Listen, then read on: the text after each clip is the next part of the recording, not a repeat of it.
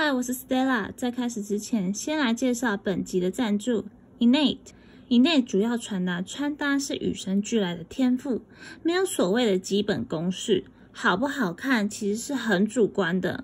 最重要的是品味，而 Innate 会在这瞬息万变的年代里提供你好品味，让你依旧会为了今天的搭配而开心。今天要推荐给大家的是细灯芯绒休闲西装外套。蓝底纸飞机款，这件外套已经先在 IG 上曝光过了。我个人会在里面搭配黑色头肤或者是小可爱，展现若隐若现的小性感，适合出席一些聚会。不过其实原本是定位在男装啦，所以呢，我找了我朋友来示范。因为特殊印刷的关系，整件西装其实没有被归类在哪种风格，想走英式深装、法式雅痞都可以自由搭配，是不是很符合一开始说的 Innate 的理念呢？外套上有一个小细节我很喜欢，让人有为之一亮的感觉。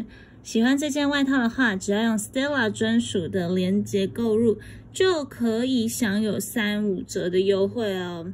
期待各位的感想，接着我们就开始今天的主题啦。到底能不能偷录音来当作证据？这个问题困扰了很多人。像前阵子很红的性骚扰话题，如果他长期骚扰你，在没有监视录影器和自己录影困难的情况下，你是不是第一个想到以录音来自救？还是只要我说我被性骚扰，这样就算了？那除了性骚扰，更不用说劳资纠纷，还有抓奸之类的问题了。那为什么要录音呢？因为人呐，大几率会维护自身立场，就修改他的证言，或者是直接说谎，往往会造成事情走向不同的结果。因此，沟通过程中偷录音记录真实的对话过程，就显得非常重要了。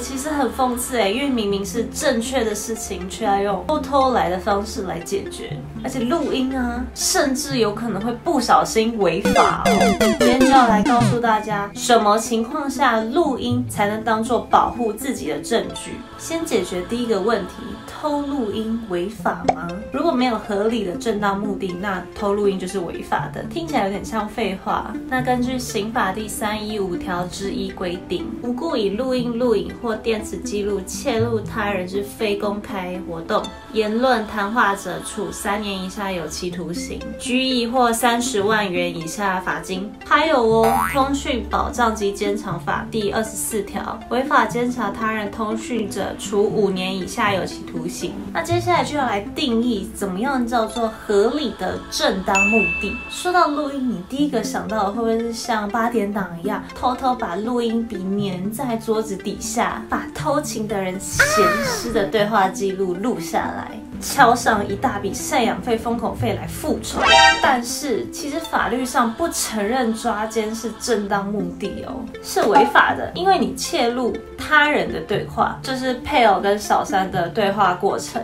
不过如果像是我们之前一系列的影片当中的劳资纠纷，你为了自保，录音记录与雇主的对话过程，因为你自己是当事人，所以你是符合通讯保障与监察法第29条的免责，所以是 OK 的。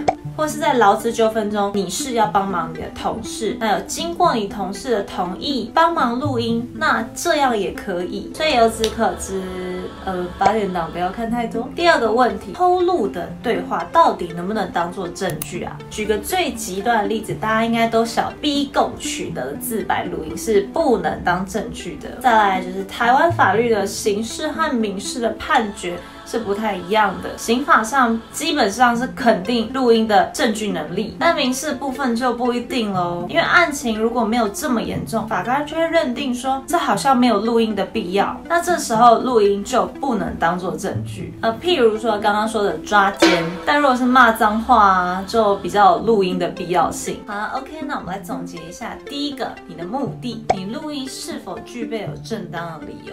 第二个，你是对话中的其中一方，还是你是有获得许可的？你透露了2个不知情者的对话内容，这样就不能当做证据，而且还违法哦。那如果我有讲错的，或者是想要补充给我知道的，欢迎在留言处告诉我。记得按赞、订阅，然后分享给有需要的朋友。那喜欢西装外套的3、5折，根本是打到骨折了吧？链接我就放在描述栏和留言处了。那我们下次再见，拜拜。